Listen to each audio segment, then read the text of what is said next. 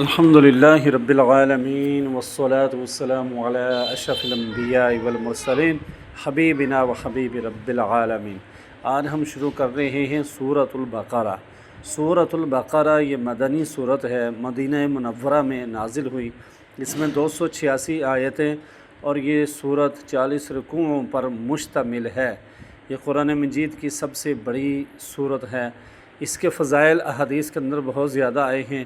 حضرت ابو ہریرہ رضی اللہ تعالی عنہ سے روایت ہے کہ رسول اللہ صلی اللہ علیہ وآلہ وسلم نے ارشاد فرمایا کہ اپنے گھروں کو قبر نہ بناؤ، اپنے گھروں کو قبریں نہ بناؤ، یعنی ذکر و تلاوت سے گھروں کو خالی نہ رکھو جیسے قبریں خالی ہوتی ہیں۔ بے شک شیطان اس گھر سے بھاگ جاتا ہے جس میں سورہ بقرہ پڑھی جاتی ہے۔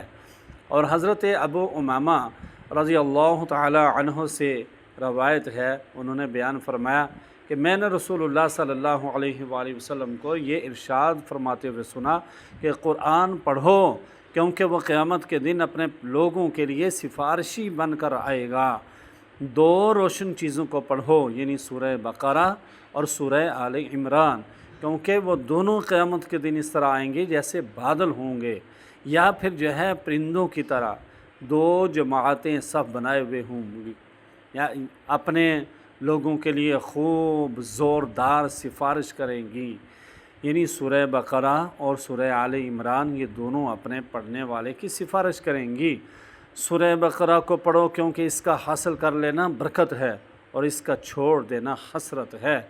حضرت ابو ہریرہ رضی اللہ تعالی عنہ سے روایت ہے کہ رسول کریم صلی اللہ علیہ وآلہ وسلم نے ارشاد فرمایا کہ ہر چیز کا ایک بلند حصہ ہوتا ہے اور قرآن مجید کا بلند حصہ سورہ بقرہ ہے۔ اس میں ایک آیت ہے جو قرآن کی سب آیتوں کی سردار ہے اور وہ آیت الکرسی ہے۔ جس گھر میں پڑھی جائے گی اس میں سے شیطان جو ہے وہ ضرور بھاگ جائے گا۔ شیطان جو ہے وہ ان چیزوں سے بھاگ جاتا ہے۔